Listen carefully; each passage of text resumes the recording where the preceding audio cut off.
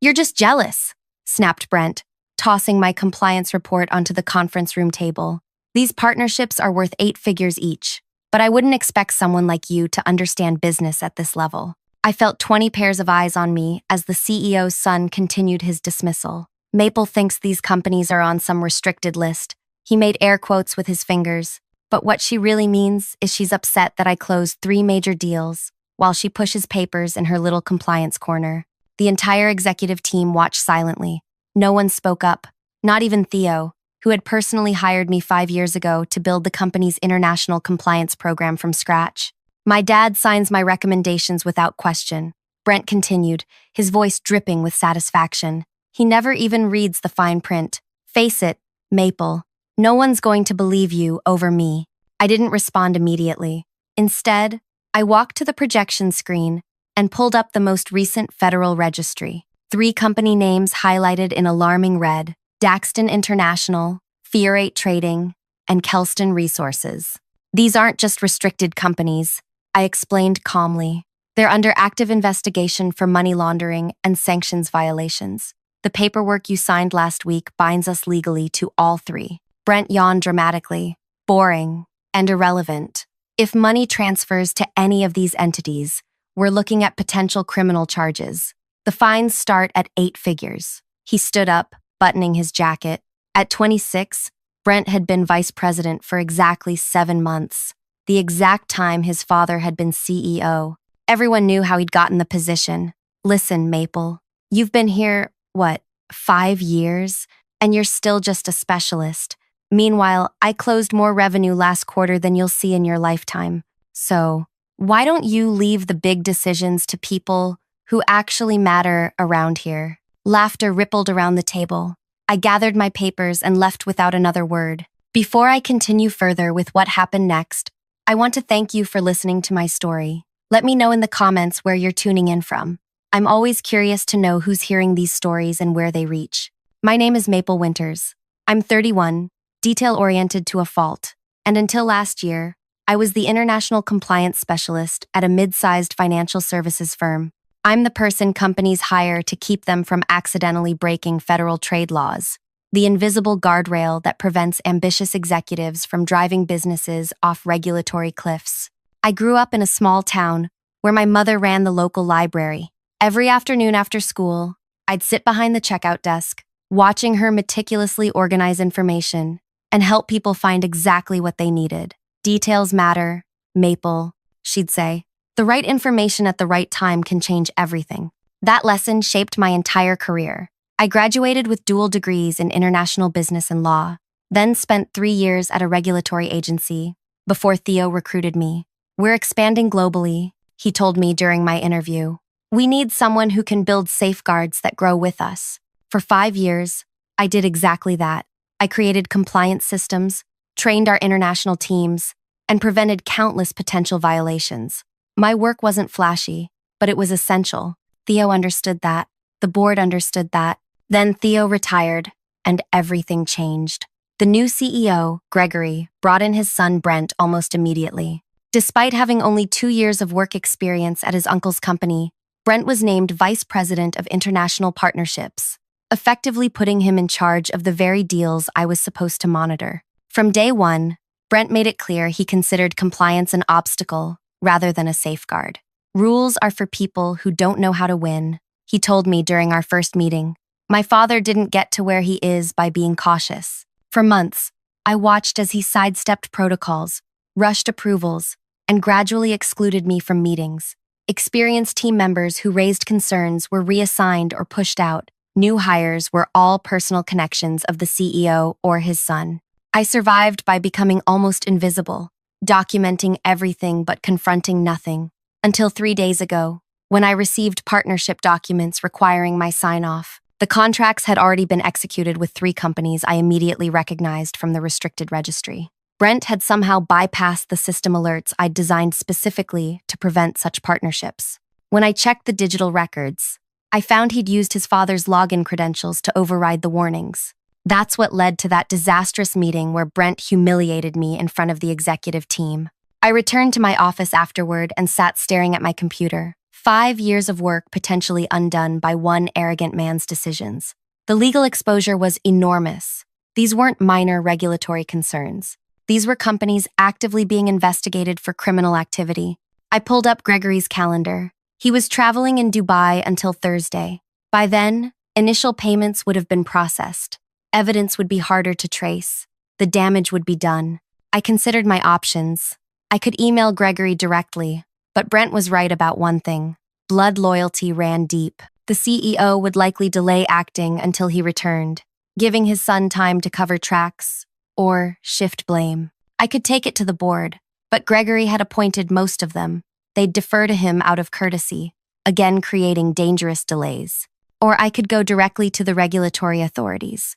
The company had a whistleblower policy that theoretically protected employees who reported violations, but I'd seen how whistleblowers were treated in practice. They were legally protected, but professionally destroyed. I was still considering my options when Brent appeared in my doorway. "Look, I know you're upset," he said, his tone suddenly conciliatory, "but this is happening with or without your approval. These deals are too important." "Important enough to risk criminal charges?" I asked. "Don't be dramatic. My father's golf buddies include 2 former agency commissioners. If any problems come up, they'll be handled quietly." I felt sick. "That's not how this works." "That's exactly how it works at this level." He leaned forward. "Here's what's going to happen. You're going to sign off on these partnerships by end of day. In return, I'll put you on the bonus structure for all 3 deals. We're talking potentially mid-6 figures over the next 2 years. You're asking me to knowingly approve illegal transactions. I'm offering you the opportunity to be smart instead of rigid." He checked his watch. "I have a lunch. Think about it. But remember, these partnerships are moving forward regardless. The only question is whether you benefit or become irrelevant." After he left, I sat motionless, his words echoing. Not just the bribe, which was explicitly illegal, but the casual certainty that rules didn't apply to him, that connections could override law, that I was ultimately powerless. I suddenly remembered something my mother told me years ago when a powerful family in our town tried to bully her over library policies. "There are 2 kinds of power in this world," she'd said. "The loud kind that everyone sees, and the quiet kind that works while no one's looking." I opened my desk drawer and removed a small notebook. My personal documentation of every questionable decision Brent had made since arriving. Dates, times, witnesses, copies of emails I'd forwarded to my private account. Turning to a fresh page, I began writing a very detailed plan. By 5 o'clock, I had made my decision. I wouldn't sign the approvals, but I wouldn't directly challenge Brent either. I would take a different path entirely. "Have you thought about my offer?" Brent asked, appearing at my door just before I left. "I have," I replied calmly. "And I can't sign off on these deals." His face hardened. "Then I'll have my father sign them when he returns. And we'll need to have a discussion about your future here." "I understand," I said quietly. "We all make our choices." "Yes, we do," he replied, mistaking my calm for resignation. "Some of us just make better ones." As I walked to my car, I felt strangely peaceful. Brent thought he'd won. He had no idea what was coming. That night, I couldn't sleep. I kept replaying Brent's smug expression, his absolute certainty that he was untouchable. I got up at 3 a.m. and made tea. My apartment felt too quiet, too small. Tomorrow, Brent would start processing payments to those restricted companies. Once money moved, our company would be legally entangled in their activities. The violations would compound hourly. By 4 a.m., I'd made my decision. I wouldn't just protect the company, I would ensure Brent faced the consequences of his actions. Not through confrontation, but through careful, methodical documentation. I spent the next 2 hours preparing. I organized my evidence, created timelines, and wrote a detailed report explaining exactly what had happened. I included screenshots of the partnership agreements, copies of the restricted registry listings, and notes from my conversation with Brent, including his attempt to bribe me. At 6:30 a.m., I showered, dressed carefully, and drove to a small breakfast place 20 minutes from my apartment. I ordered food I barely touched, connected to their public Wi-Fi, and used a secure browser to access the Federal Trade Enforcement Agency's anonymous reporting portal. I submitted my evidence precisely, explaining the violations in clear, specific language. I provided just enough information to trigger an investigation, but held back certain details only someone inside our company would know. This would protect me from being immediately identified as the source. By 7:45 a.m., I was driving to work as if it were any normal day. "Good morning, Maple," said Dana, our receptionist, as I walked through the lobby. "Everything okay? You look tired." "Just stayed up too late watching a show," I replied with a practiced smile. "Nothing coffee won't fix." The morning proceeded normally. I attended 2 meetings, reviewed compliance updates from our European office, and avoided the executive floor entirely. At lunch, I sat with the marketing team and discussed weekend plans as if I had no concerns beyond whether it might rain on Saturday. At 2:13 p.m., everything changed. My desk phone rang. It was Vince, from security. "Maple, could you come to the main entrance? There are some people here who need to speak with compliance." My heart raced, but I kept my voice steady. "Of course, I'll be right down." In the lobby stood 4 people in business attire. The woman who stepped forward introduced herself as Agent Kira Lawson from the Federal Trade Enforcement Division. "We're conducting an inquiry regarding potential prohibited business relationships," she said, her voice professionally neutral. "We need access to your international partnership records, specifically those involving Daxton International, Fureit Trading, and Kelston Resources."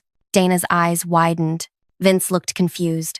I maintained a careful expression of surprise and concern. "Of course," I said. "I can help with that.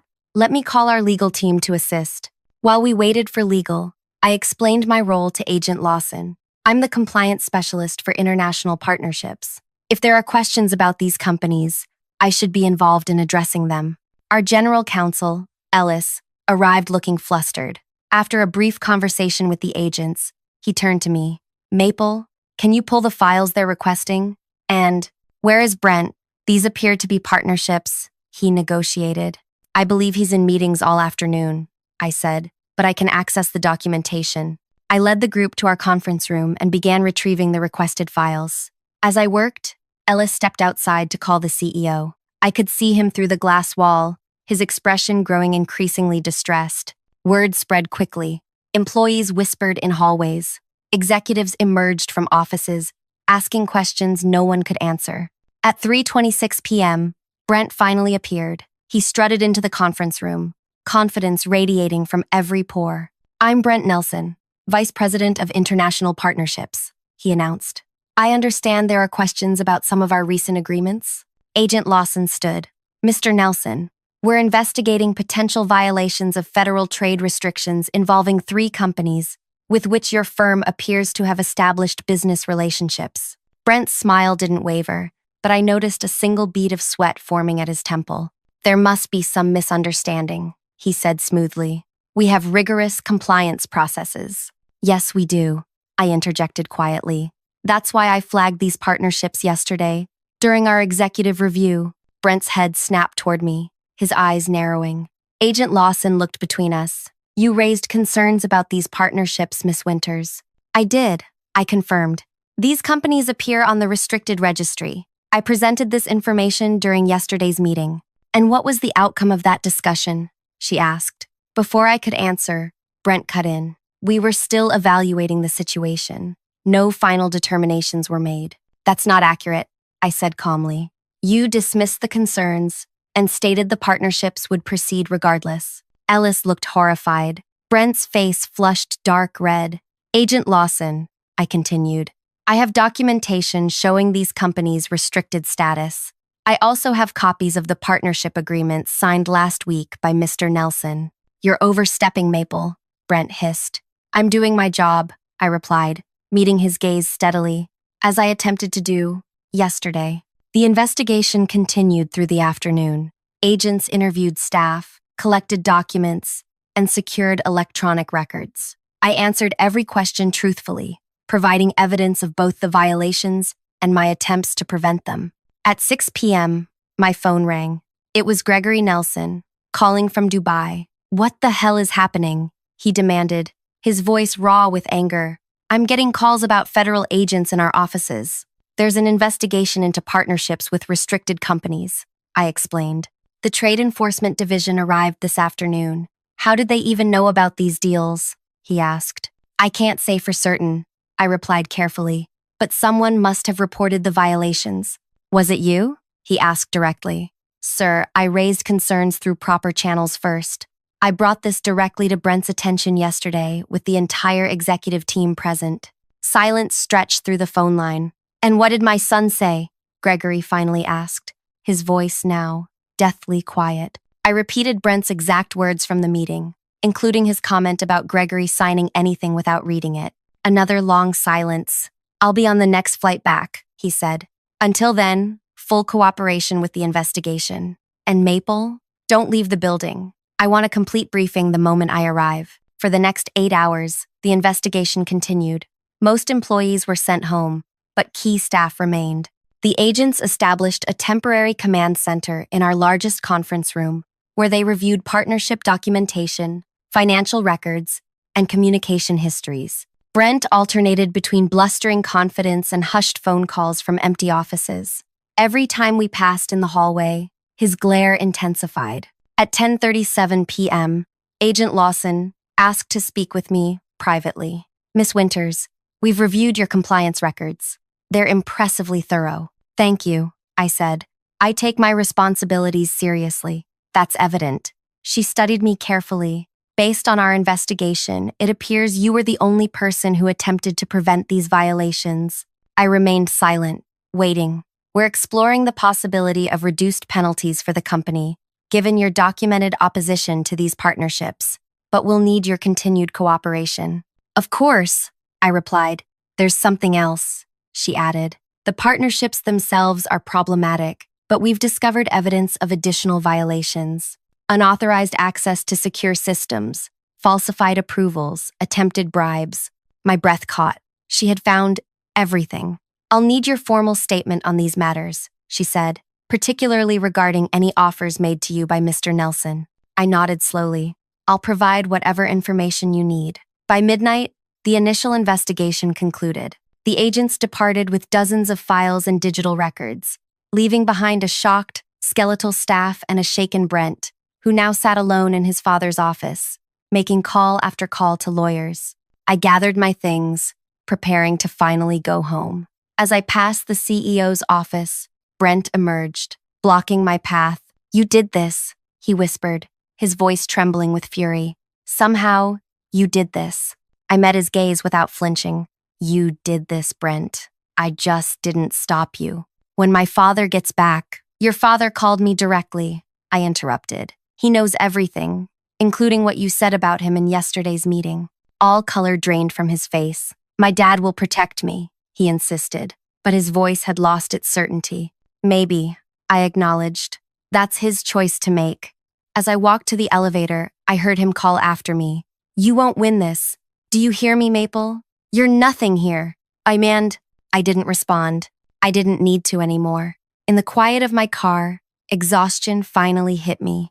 I'd done what needed to be done, not just for myself, but for everyone whose livelihoods depended on our company operating legally. The coming days would be difficult, but at least now the truth was exposed.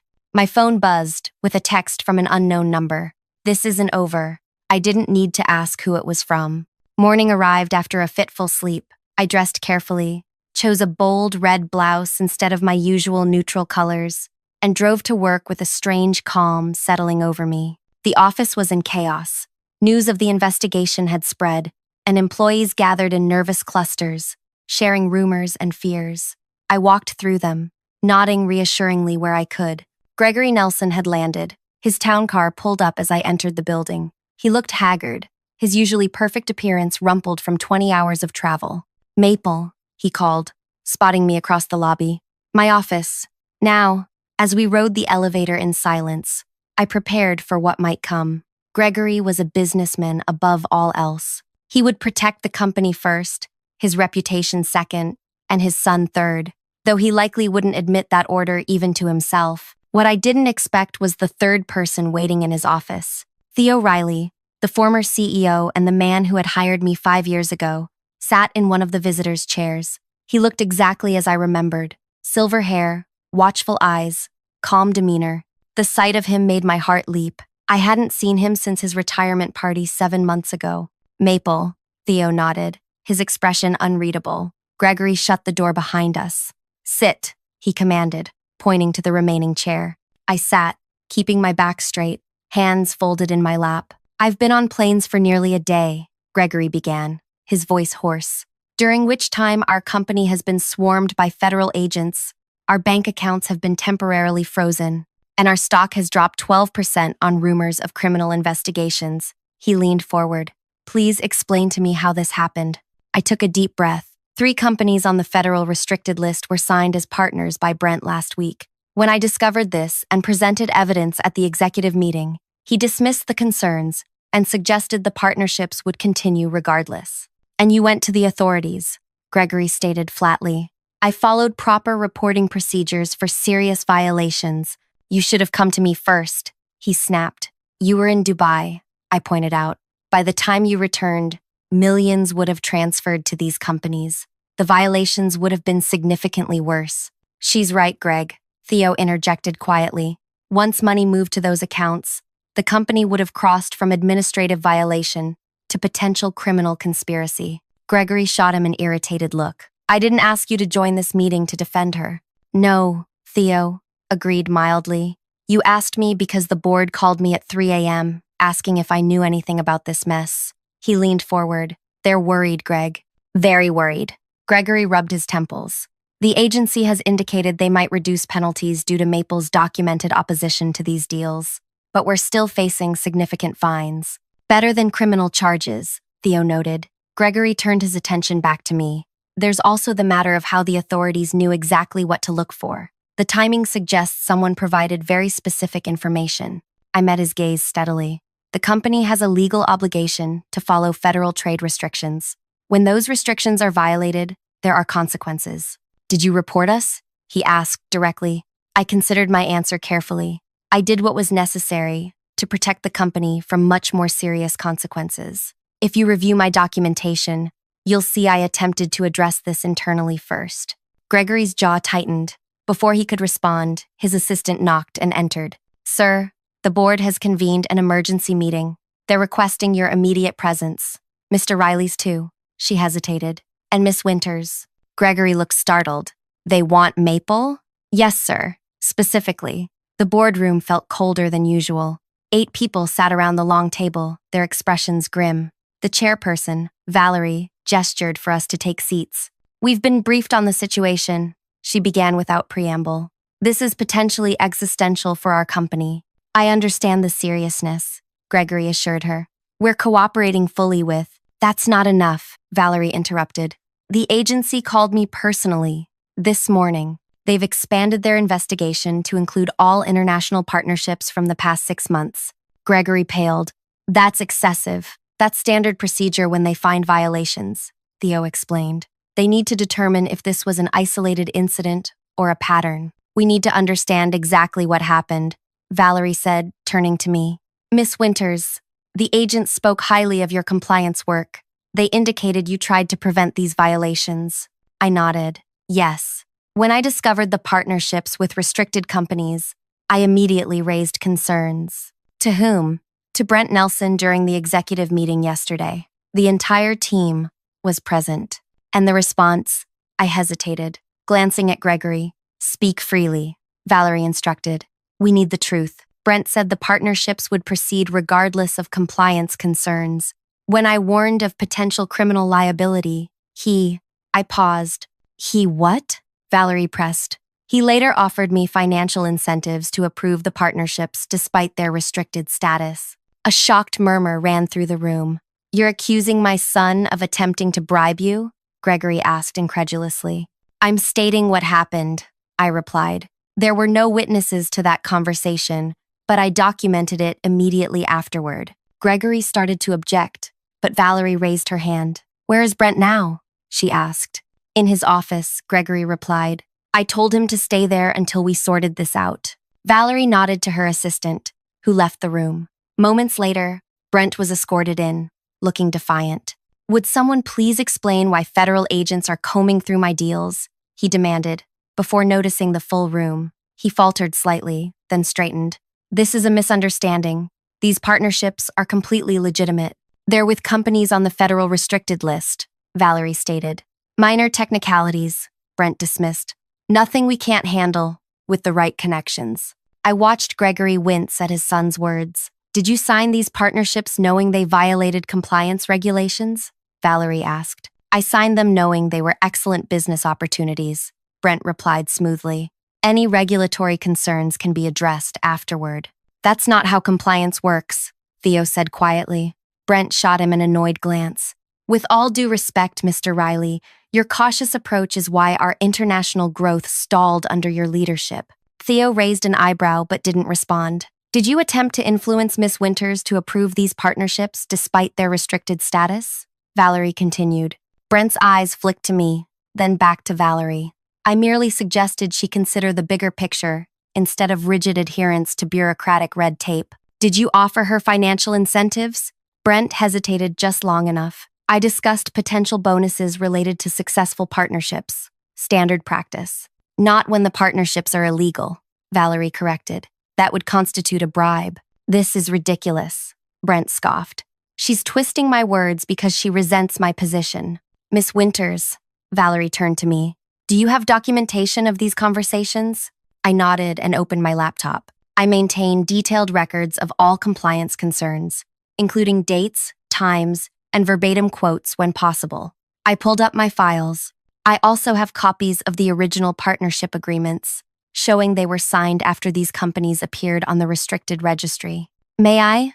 Valerie asked, reaching for my laptop. I turned it toward her. She spent several minutes reviewing my documentation while the room remained silent. Finally, she looked up. These records are extremely thorough, she observed, including notes from your attempt to warn about these specific companies yesterday.